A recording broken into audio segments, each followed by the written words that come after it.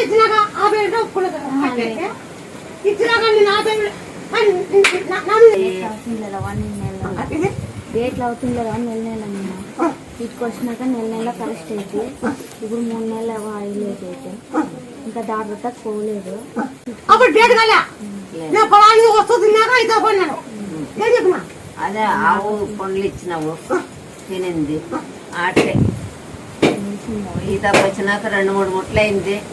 తిరిగా తిన్నాక తిరిగి ఈతకి 3 నెలలు అవుతుందా?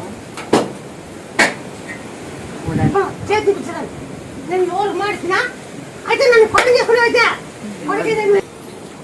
డేట్ వెనకం లేదా అమ్మా?